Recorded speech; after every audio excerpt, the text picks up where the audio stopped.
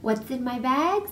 Time to show you what I've been working on, what I'm about to cast on, and what I decided needed to come home with me at my latest yarn show.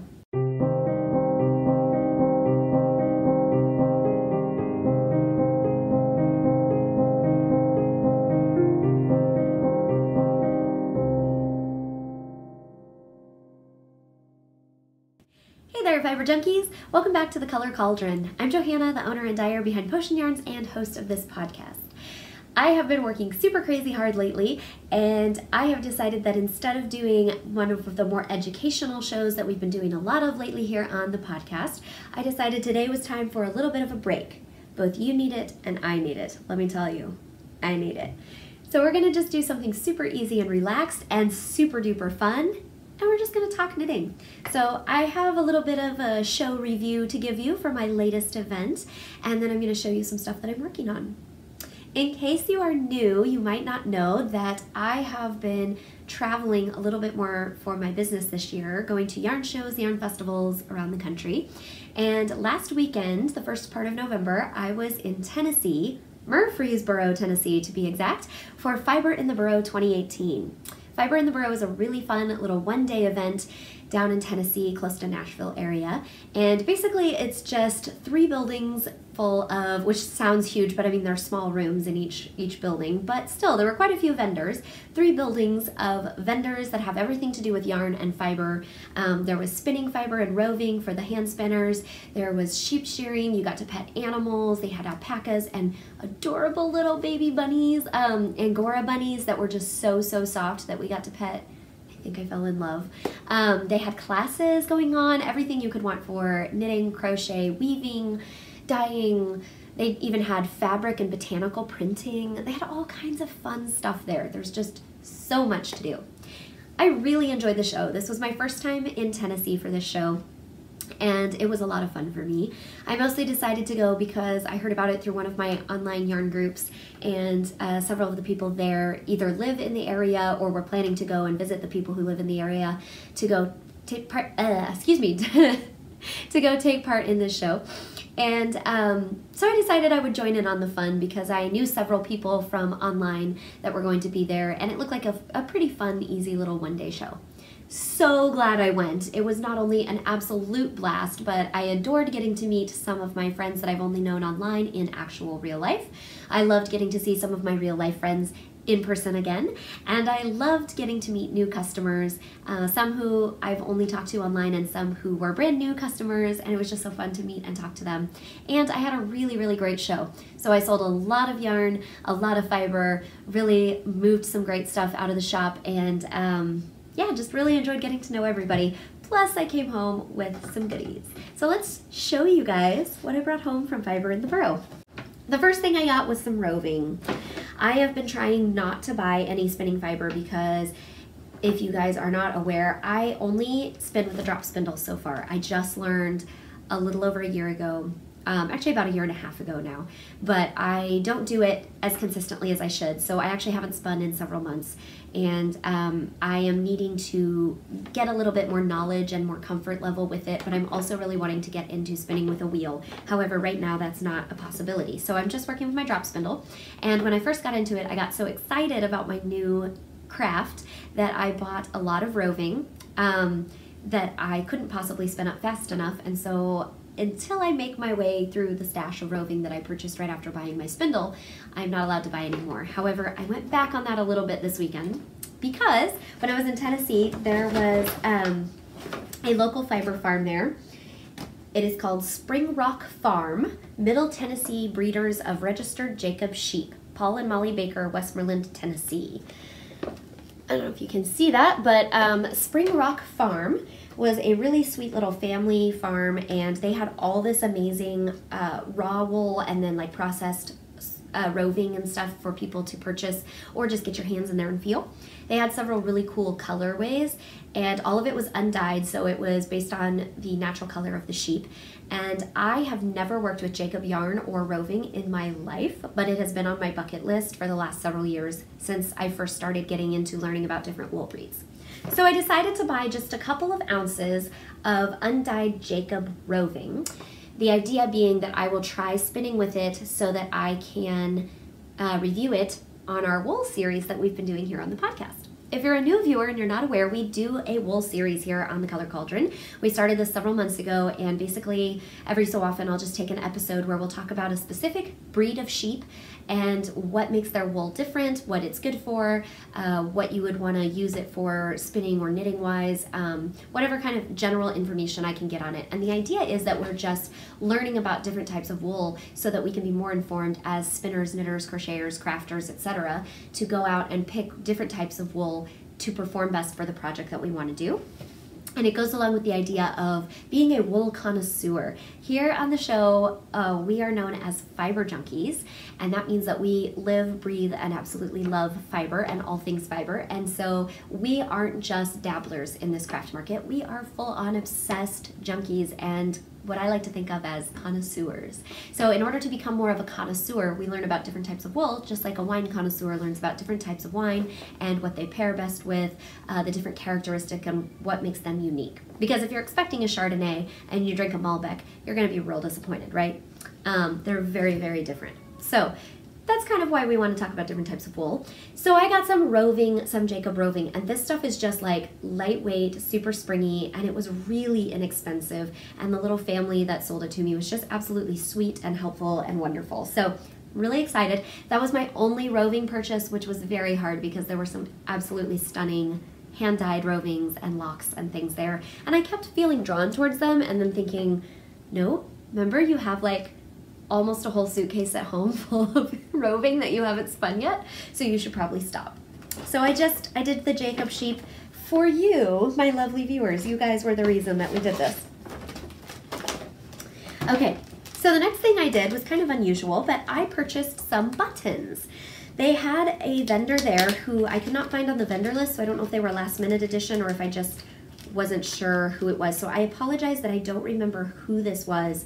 I think it was a group that studies like antiques, and basically they're like button collectors and educators. I overheard one of the ladies in their booth telling a customer that they just want to spread the love and education about buttons to people and about the long-standing tradition of handmade buttons and making buttons from all different types of fibers around the world.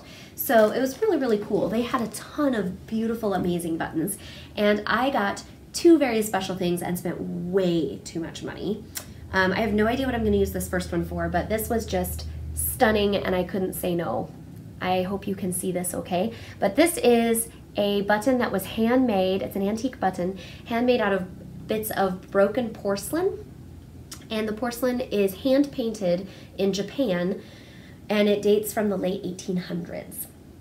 So I hope you can see that cute little face on there. They had 3 of these and each one had a different little face on it. So I chose one of those just because I love the artistry of the hand-painted porcelain. I love the idea of recycling and using broken pieces of china that weren't really good in their full state anymore and salvaging little bits of them and making them into something else. And I have a huge passion for antiques and old things, and I am a terrible collector of old things. I have way too much just random junk in my house that I've collected.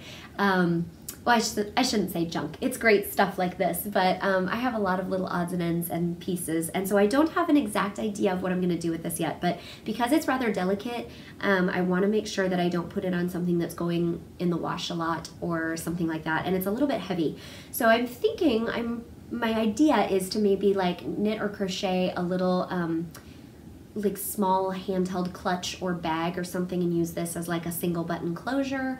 Or possibly another idea I had was like a cowl, kind of a fancy cowl that would only get a very occasional light hand washing and put like a single button, almost more like a decorative brooch. It wouldn't be, I mean, it might be a button with a button loop, but more of an idea of like for decorative purposes, not just for functional. But I don't know. I don't have any ideas picked out yet. The other thing that I bought from their booth, I'm going to take this out of the plastic so you can hopefully see it. Sorry for the loudness. But they had a lady in their booth who makes her own handmade buttons, and many of them are fabric covered, although she did have some other types as well. And I got these darling little Asian inspired just super cute little buttons. I have no idea what I'm going to use them for, but they were just so cute, I could not resist. And also after looking through their booth and hearing them talk about buttons and how obsessed they are with buttons, I've always been a little bit of a magpie when it comes to buttons too. And now I'm like, I need a button maker so I can make my own buttons. So that was kind of a fun little notions purchase. The next thing I got, it was a total whimsical, spur of the moment, on a whim purchase. And I don't know exactly what I'm doing, but this is very unusual. I bought a little tiny skein of recycled sari silk. This came from, I'm pretty sure that this business card goes with this, although I'm not 100% sure, but I'm pretty sure this came from the Whispering Wood Turner, Steve and Jeanette. Yeah, I think that's it, but I'm not entirely positive if that's the case. But anyways, I found this beautiful sari silk and I just fell in love with the colors and how vibrant and richly patterned it was. I have one other skein of recycled sari silk that I purchased years ago before I was even dyeing yarn, but it's a bulky weight, a little bit bigger than this. This is smaller, closer to like a fingering or a sport weight. And I have been planning to make something out of it and still haven't years later because I'm terribly intimidated by its big, kind of rough-hewn, hairy texture. But I keep thinking that it would make a really phenomenal, like very tightly crocheted or woven, or I mean crocheted or knitted basket. You know, like one of those little knitted baskets that's got a bit more structure to it and it stands up and you can put like all kinds of little odds and ends and trinkets in it. But it's knit very, very tightly, so it's very sturdy and kind of stands up. That's what I'd like to do with my bulky sari silk that's upstairs. I just haven't found a pattern / attempted to play around with it yet.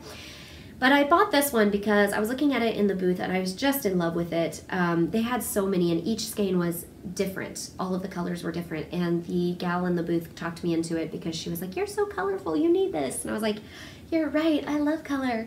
So I did. But I was telling her, I think what would be really phenomenal is to hold this together with another strand of like light fingering or lace weight and knit it into a shawl, kind of like a crazy funky, maybe like Stephen West type shawl or something fun, especially if you knit it on like just as a border or like little stripes of it held together with something and then have a section that was striped that was a different color. Just something to really show off the fun texture and the cool colors. But I don't think it'd be good in a garment, but something like a shawl that you wouldn't be washing a ton would be really great for it, I think. So my goal is to hold it together with a shawl, but we'll just have to see. However, it's phenomenally gorgeous, so I can't wait to try that out. Okay, the next thing I treated myself to was a project bag.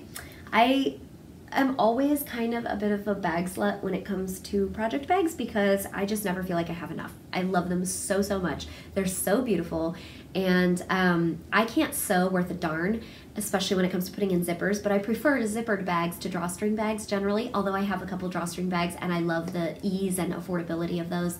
I prefer zippers generally, and I am terrible at putting in zippers and I'm not very great at sewing, so I tend to not make my own, but I'm a huge sucker for them with other people. And I am not a monogamous knitter, so I always need more bags because I always have more projects on the go or in process or needing finishing, and I'll just stuff them in a bag and set them on the shelf or whatever. So I fell in love with this bag because of two reasons. First of all, this is called Nan Bags, N-A-N, handmade by Nancy at Jenan, J-E-N-A-N, Wooden Fiber. And they have a website, which I will put a link to in the description box below. Any of these vendors that have a website, I will put a link to. Some of them I'm not sure that they do, or I couldn't find it on their business card, but anybody that does, I will put a link to their website. But this little older couple was just adorable. We had a really nice chat, and they were just so sweet, little married couple celebrating 44 years of being married, and we had a lovely chat about their bags and their business and my business, and I fell in love with her peacock bag because when I got married 7 years ago, my husband and I had a peacock feather themed wedding, as in everything was peacock feathers. I decorated pretty much everything with it. I bought hundreds of peacock feathers in bulk from a craft store online for really cheap, and I made my own centerpieces. I made my own bouquet, was a feather fan made out of peacock feathers and ostrich feathers, and I had feather fans for all of my bridesmaids to carry instead of flowers. We didn't have any flowers at our wedding. We were A, trying to cut costs, and B, trying to be kind of hipster and different. So I was like, no flowers, because that's what everybody has. Even though I love flowers, I love feathers too. So we had peacock feathers and all kinds of feathers all over our wedding, and our colors were peacock feather colors. So yeah, I am kind of a bit of a sucker for a good peacock feather. And so this was just absolutely stunning. And the other reason I fell in love with it is it's really, really roomy and big, which I always need more big project bags for my sweaters. And then lastly, the final clincher, I was leaning towards this, but I was like, no, you're spending too much money already. You shouldn't buy anything. And what ended up causing me to go for it after all was it has not one, but 2 pockets inside. I don't know if you can see that, but there's 2 good sized pockets on either side of the bag. So plenty of space for notions, a cell phone, a calculator, whatever you need to stick down in there, a pen and pencil. And that's just phenomenal because the huge majority of project bags that I own, if not all of them, I don't think have a pocket, or if they do, it's like a tiny little pocket, like right inside the top or on the outside. And this has 2 medium-sized pockets on either side of the bag. So you can carry lots of stuff in it, plus it has that little handle for your wrist. Okay, and the final thing that I got at Fiber in the Boro, I was pretty good, you guys, for how many amazing vendors there were with beautiful hand-dyed yarns, beautiful undyed locally sourced yarns and things like that, plus all the project bags, the stitch markers, the needles, everything else. I did pretty well. But the other thing I got was yarn. I did buy some yarn. Oh, I didn't even see they put in a free mini. So exciting. I haven't even opened this since I got home yet, and I just found a free gift inside, which is totally exciting. Totally exciting. So the yarn that I bought was from a new to me dyer. I got the lovely chance to talk with the ladies behind Vocabulary Yarns, and they have been around for, I think she said 4.5 years. But it's 3 gals that work together. One of them's the dyer, and then the other 2 do like marketing and the business side of things and graphic design and all of that. And they were all 3 there, and they were all 3 absolutely lovely and sweet, and we had a great chat. I had so much fun getting to know them. I have a feeling I found some new kindred spirits, and I'm hoping that I run into them at other fiber festivals, and yet I also hope I don't, because I'm going to spend like all my profits in their booth, because their yarns were stunning. So as another dyer, I am always very critical of other dyers, and I don't mean to say that to be scary. If you're another indie dyer and you're worried that I'm judging you, I don't mean that in a mean, scary way. I just mean that if you're a dyer, you probably get this. As a dyer, you're just a little bit more critical, and you understand more of the process, and you've got a little bit more of a refined eye. You know, just like when you're a chef, you're a little bit more picky perhaps about how your food is prepared than someone who's not working in that industry all the time and doesn't know as much about the behind the scenes stuff as you. You might not be quite as picky about where your ingredients are sourced from if you're not working in the industry. Whereas when you are, you definitely are more aware of those things, and you just know what you like, right? And you know what you would do. So every time I see another dyer that like really impresses me, I get kind of excited, and I always have to buy their yarn. So I was very excited because I was very impressed with the dyes that I found from them. So I just discovered they put a free mini in my bag when they bagged up my yarn, which is so sweet and awesome. I have no idea what this colorway is called, but it's stunning. It's kind of this like robin's eggy blue with some white patches and some speckles, and I just love that, so that's really great. But Vocabulary Yarn is the name of the company. They have really gorgeous, gorgeous colorways and some really fabulous bases, including some unusual ones. Which I think is always very, very fun. So the first thing I got was this lovely, it's kind of like a putty, it's a cross between like a ashy brown and a putty color, but it's called Temperance Fingering, 75% superwash merino, 25% nylon 4-ply, and the color is called All Souls Day.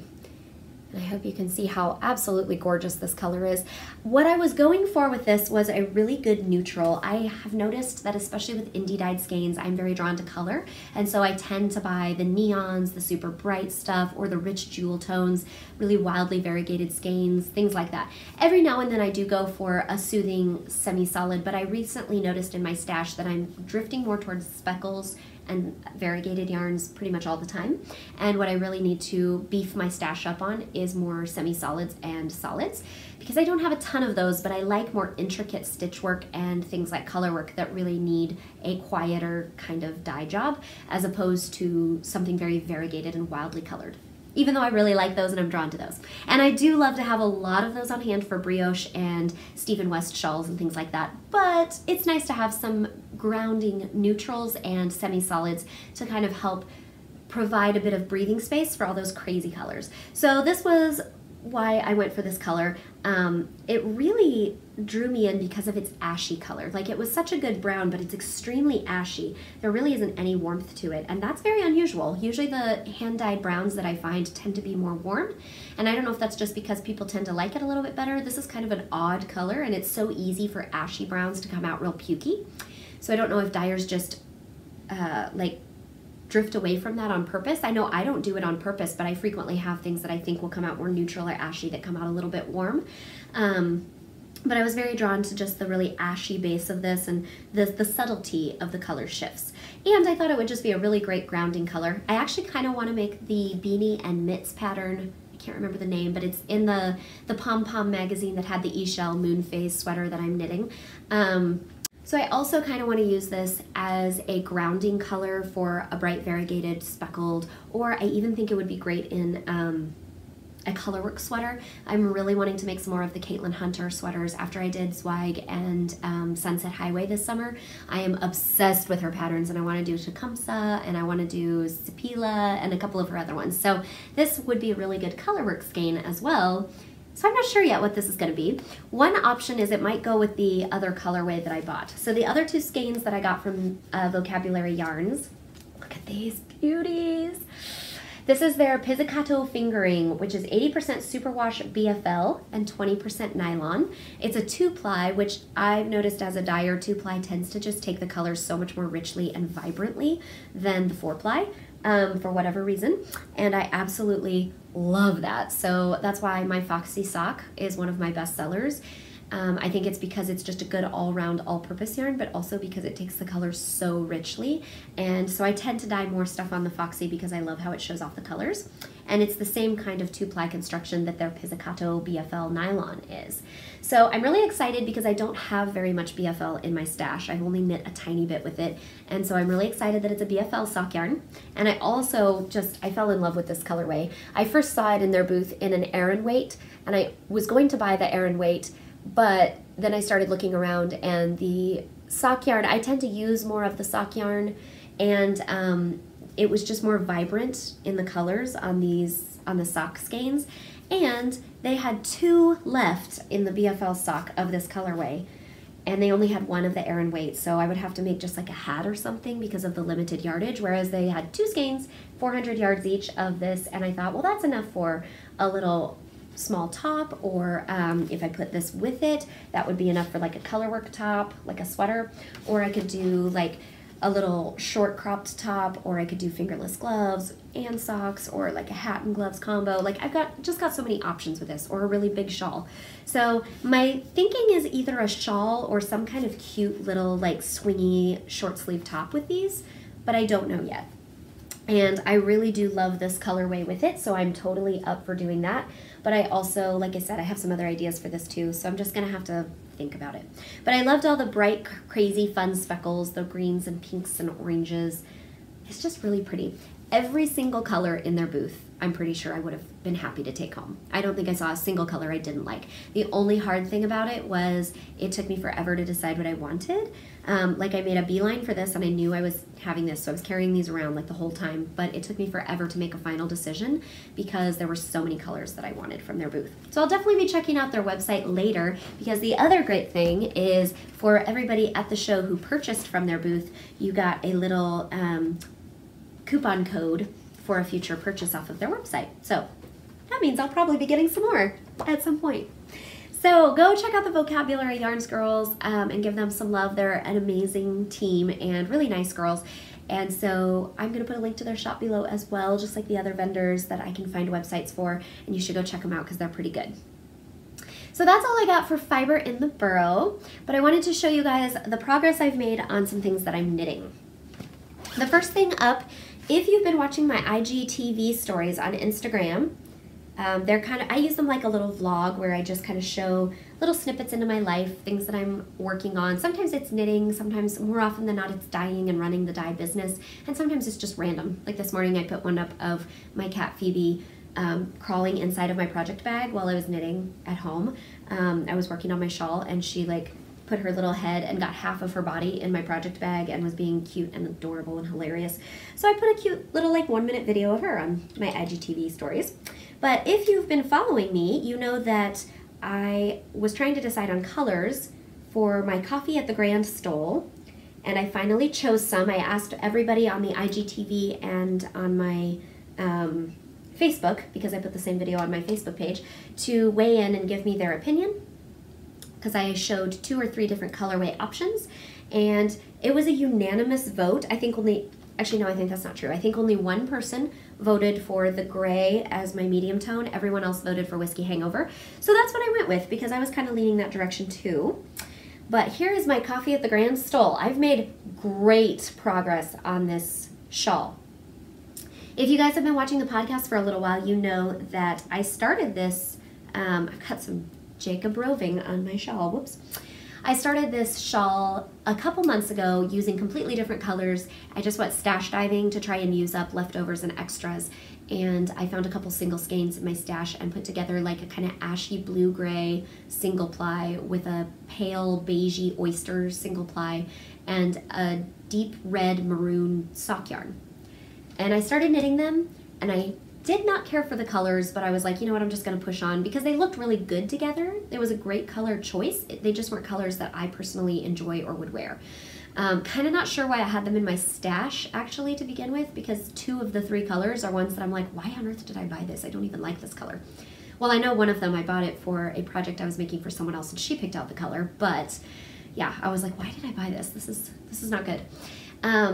But I just didn't love it. So I kept going for a while, even not loving it, because I was like, no, I can't buy any new yarn right now, and this was the only thing that worked in this pattern. But then I dropped a stitch, like not just a couple rows, I dropped like 14 or 15 rows down in brioche. And I don't know about you guys, but I love brioche and I knit it all the time, but for some reason, if it's more than 2 rows down, I can't fix the dropped stitch. It's just so complicated. And this was lace too, so it was like through several repeats, and it was blowing my mind to try and fix it. I tried like 3 times to fix it, and every time ended in tears, frustration, and I didn't do anything except sit there feeling overwhelmed and crying. And I finally decided it wasn't worth it, and I didn't like the colors that much anyways, so I decided the mistake was actually a gift from the universe telling me that it was time to move on and that I really should rethink my color choices because this wasn't working. So I did, and here's what we've got. And I must say, I am loving these color choices so much better than my previous ones. All 3 of these are from my shop. They're my hand-dyed yarns. And so the bottom color is, or my first color is this really gorgeous Stellina base, and it's the Samhain colorway, which is just a deep black tonal. So it has little shifts between light and dark, but it's pretty much just a black. And then it's got little, very subtle hints of silver stellina in it. So it kind of looks like the night sky. And then I mixed that with 2 of my Fairy Wing base, which is my merino and silk blend sock yarn. And the first one is this kind of lavender color right here called Miss Muppet's Mitts. It's a rosy lavender, just soft, semi-solid. And it was called Miss Muppet's Mitts because it looks exactly like the color of Miss Piggy's gloves in the Muppets show. I've always loved that color, and when I pulled it out of the dye pots, I said, that looks like Miss Piggy's gloves, and I told my husband that, and he came up with the name, because he loves alliteration, so every time I ask him to name a colorway, almost every time, it's something alliterated.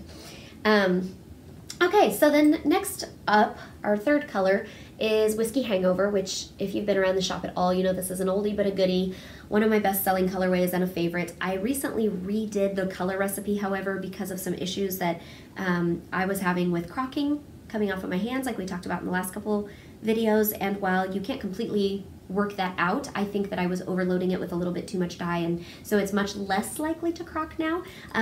If you aren't sure what crocking is and you don't know what I'm talking about, please go back and watch my video recently about color coming off on your hands while you are crafting. It will explain all about that and why it's not possible for me to guarantee a 100% crock-proof yarn. However, this one has a lot less of a tendency because I changed my recipe enough to avoid overloading it with color, but also the main reason was because I was having trouble getting consistent results between dye lots. And so even though it was within the same color family and probably close enough, it was varying enough that I wasn't very happy with it. And sometimes it kind of had a slightly too greenish, sickly cast to it. So I redid the colorway recently, and it's much prettier, much more gold in tone. So that's what I ended up using for my coffee at the Grant Stole. I will put a link to the pattern below. It is by Leslie Robinson, who is one of my favorite brioche designers, other than Suzanne Summers, who's probably still my very favorite. And I just love this pattern. It's been lovely to knit. It did take me 3 times restarting this pattern between the bad colors, and then I had a few snafus with my cast on, and then with some messed up color work and stitch counts early on in the shawl. So I ended up ripping out and recasting on a couple times.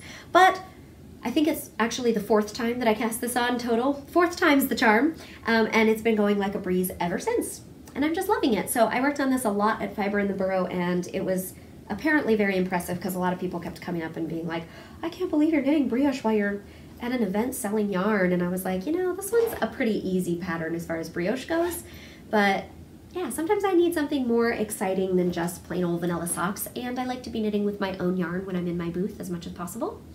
So yeah, I anticipate being done with that pretty soon. I think I'm about just over the halfway mark of finishing. I'm not quite halfway done, but I'm not quite 2/3 of the way done, but I'm over halfway. And it's going very quickly and smoothly, and I love it. So the other thing I've been working on right now, I know only 2 projects currently going on. I have a 3rd one, but it's a pair of socks, and I was using leftover yarn for it, and I just ran out to the end of my skein, and I'm only about halfway done with the 2nd sock. So thankfully it's some of my hand-dyed yarn, and so I'm just gonna have to dye up a couple minis to get through the end of my sock, I think, but I'm gonna do that later. So it's kind of on hold right now. The other thing I've been working on is the Party Top by Abby Knits. Link below. It's on Ravelry. This is someone that I follow on Instagram. Another one of my knitting customers posted some absolutely gorgeous patterns by this designer, Abby Knits, and talked about how much she was loving working from this designer's stuff. And I'd never heard of her, so I clicked over to her Instagram and immediately fell in love with some of the things, including her most recent little garment, which is the Party Top. This is a cropped sweater, so it is going to have like 3/4 sleeves. I actually don't remember if it's elbow length or 3/4, but I think it's elbow length or just under the elbow, but I'm gonna make mine to just below my elbow. So it's a little kind of partial sleeves, and then it's just got, it's very, very fitted, so you make it with negative ease so that it's very, very tight and fitted, and it basically is just a little cropped top that ends at like just above your natural waist level, and it's good for high-waisted vintage style like I like to wear a lot, my high-waisted jeans and skirts, or with a longer top coming out from underneath it. You can wear it with leggings or whatever you want, and it's just super cute. It has a very like young, modern feel to it, but in many ways, because of the cropped style and the negative ease, it almost fits more like a vintage garment that I absolutely love the style of. But it's really timeless. It looks like it could be any time from the 1950s till now. And so I just really love it. And what I really liked about it was she knit it in this absolutely gorgeous speckled colorway from another indie dyer who I don't remember off the top of my head right now who it was, but it was this beautiful speckled colorway, and I just fell in love with it. And rather than go purchase some from somebody else, it got my my creative juices flowing, and I thought, this gives me some really good ideas for my own colorway. So I thought about going and buying the yarn she used because I liked it that much, but then I started having these color inspiration ideas for how to create a different colorway that was even more of what I liked, and I just ended up taking it and running with it, and I'm so happy with the result of what came out. So I am using my relatively new colorway, Mancini on the Hi-Fi, as my yarn. So this colorway has a nice kind of soft gray background, and then it's speckled with all these bright kind of neon colors, like a bright tealy turquoise kind of blue, and then some green and some bright sunny yellow and some deep pinks, and even some flashes of orange where the pink and the yellow overlap. And so it's just stunning. It's a very happy, joyful, kind of cheerful, optimistic sort of colorway. and it's called Mancini on the Hi-Fi because if you guys aren't familiar, Henry Mancini was an amazing composer who his most active period was in the 1960s, but he really was making music for movies and TV shows up until his death in the 90s. And he wrote such classic hits as Moon River that Andy Williams sings and is one of the theme songs from Breakfast at Tiffany's. He actually did the Breakfast at Tiffany's soundtrack. He did the Pink Panther song and that soundtrack. So you guys probably know a lot of his work even if you don't know the name. He did the Peter Gunn soundtrack. He did, oh gosh, what did he do? The Thornbirds theme. He did so many different things. Go Google him if you want more on his amazing output, but he did hundreds if not thousands of soundtracks over the course of his life, plus hit songs, Dear Heart, Moon River, yeah, lots and lots of really great songs. I grew up listening to his music and watching a lot of the old movies like Breakfast at Tiffany's that he wrote music for, and I just love his, like, all of his music to me sounds, it has a very distinctive Henry Mancini sound, and it just sounds very like funky, whimsical, quirky, kind of cutesy, and it's just really good like background party music or like fun, funky music. I don't know, it's really hard to describe, but if you're not familiar, go check out some of his works, and I hope you'll agree with me that this colorway fits the mood of his music very, very well. And so that's what I was thinking about and listening to when I created this colorway, hence the name. So I'm really excited about how this is going. It's going so fast because it's not very big and it's really pretty simple. It's just stockinette in the round, plus there's a very easy eyelet pattern on the sleeves and a little bit of twisted ribbing at the top and bottom. So I am very much enjoying that, and because it is such a quick, easy knit on DK weight yarn, it's going quite quickly, and I expect to be done with that very soon, probably within the next week or so. Although it kind of depends on how many projects I start between now and then. So that's what I'm working on. Now I wanted to share with you guys something that I'm thinking about casting on, and I'd love to hear your opinions. I am thinking about casting on another little crop top because they go really, really quickly and they don't take up much yarn, so it's a good way to use up yarn that I have just a couple skeins of.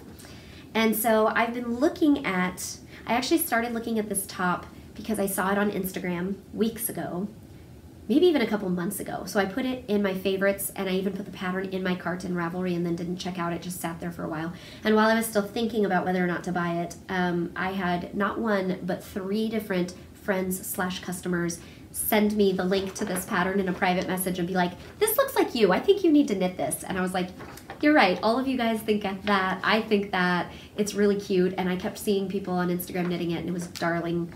So I went ahead and bought it, and it is the Mount Pleasant top by Pip and Pin, the designer on Ravelry.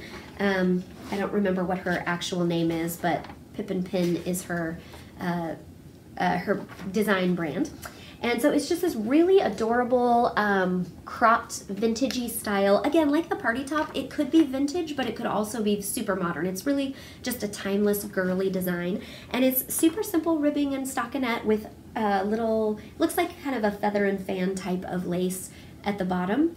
Just very, very girly, whimsical, and cute. And I just really love the look of it. Now, the majority of people that I've seen knitting this online are using a semi-solid hand-dyed yarn. And while I love a good semi-solid, and part of me thinks that to show off the lace it should be semi-solid, I've been toying with the idea of doing it in a variegated yarn instead. I'm just really worried that the variegated will make the lace too obscured. However, the lace is a really simple lace. If you aren't familiar with feather and fan, which is also called old shale sometimes, that type, or lace based off of that type of lace, tends to be very, it creates those kind of wavy scallops, and it tends to be simple enough that you can use kind of brighter, more variegated skeins without obscuring it too much, because it's not creating shapes like some lace, you know, how it looks like it has leaves and little trees in the lace, and you actually see little pictures in the lace stitches themselves. You wouldn't want to use a really variegated yarn for that because it'll totally obscure all of that and be too busy. But some lace is just kind of like eyelet-y, or it's got like the scallops and waves, but it's not really a picture per se, it's more of a shape. And so in that case, you can get away with using kind of more wildly colored skeins. So I'm trying to decide if this lace will show up enough to use these stunning skeins, which I purchased from Dandelions and Daisies. I actually traded yarn to Cherish for this. so I kind of purchased it. We traded yarns. Cherish is one of my friends online, and she is the beautiful and amazing dyer behind Dandelions and Daisies. I'll put a link to her shop below as well. This yarn she posted months and months ago, back in early summer. Actually, I think even spring, and I was just like, jewel tones with lots of green and blue. Therefore, I must have it because I'm an absolute sucker for a good jewel tone, and it's on sparkle base. Another thing I'm a sucker for. So I absolutely needed this. And this is called I'd Rather Be a Mermaid, and I got 2 skeins of it. So I've got about 800 yards of this, or a little over 800 yards of this absolutely stunning scrumptious colorway. Now it is variegated, but it has short color runs, tends to resist striping, and the majority of this top is just stockinette and a little bit of ribbing. So I feel like it would really show off the colors well, and that the lace would just be a little bit of an added detail. I did see on the projects page there were a few people that had made it in a variegated yarn, and it actually looks pretty good. I think it depends on the colors you choose, because a couple I didn't care for, but it was because I didn't like the color combo in the yarn to begin with. Like, I would never buy that color of yarn. So I think it was just more the colors that I didn't like or wouldn't wear myself, as opposed to variegated yarns not looking good, because I saw some other variegated yarns in it that looked really good. But I'm not sure. I've also been thinking about a couple just very, very simple stockinette little short sleeve tops. But I have to keep it something relatively small because I only have 2 skeins. So unless I'm able to come up with another colorway, sometimes you can do like the body in one color and then sleeves in a contrasting color or something like that. So unless I can think of something like that or stripe it in with something, I'm probably only going to be able to do like a short sleeve kind of fitted top, because I only have enough for that. Or I can do a shawl, which is another idea. I was thinking about doing a really big, fun, funky shawl. But I really like the idea of using this for a top. I want to do something very special with it though, because not only is Cherish a good friend of mine, so I want to honor her yarn by doing something special, but I just absolutely adore these colors, and it's very special to me, so I want to make something that I will definitely wear a lot of and really, really enjoy knitting and wearing, instead of something that will be fun to knit but then just sit in my closet and not really get a lot of use. So what do you think? Do you think that Old Shale is too much for this yarn, or do you think I should go for it? Also, if you have a pattern idea for what you would do with this yarn, or what you think I should do with this yarn, go ahead and leave me a comment below. Tell me your idea for it. If you have a link to a specific pattern, or at least the name of a pattern on Ravelry, I can always go look it up myself on Ravelry if you just have the name. But if you have a link or a name, let me know that so I can go check it out as well, because I'm taking ideas for this right now. I'm hoping to cast on very soon. Well, that's about all I have for you today. Just showing you what I'm working on and what I bought. I am headed out, so this is kind of how my crazy schedule's gone. Last week I left on Friday morning, like super early in the morning, to drive down to Tennessee. I set up Friday evening in Tennessee for the market. Saturday was selling and shopping all day, and then tear down my booth in the evening. And then Sunday morning I got up early and drove back to Kansas City, and got in pretty late because I also had to run by my hair salon and do a little bit of work around the hair salon, not on clients, but like boring things like taking inventory and cleaning. And then Monday I got up early and dyed yarn from early in the morning until almost midnight. And yeah, so I have 3 days at home before I turn around on Thursday this week and head out to Texas for the East Texas Fiber Festival. And that will be going on this weekend when this video comes out. So if you're in Texas, come see me, and when I get back from that, I will show you my haul from East Texas. I'm not sure if I'm gonna get a lot. It just depends on what's down there. And it's also hard for me because I don't have booth assistants this time. So without having someone to sit in the booth and watch it for me, it's really hard for me to go around and shop. So it'll just depend on if I'm able to have time to go shopping. I may come home empty-handed though this time, so we'll see. But I hope you guys have a great rest of your week. It is now time to cast off. Love you.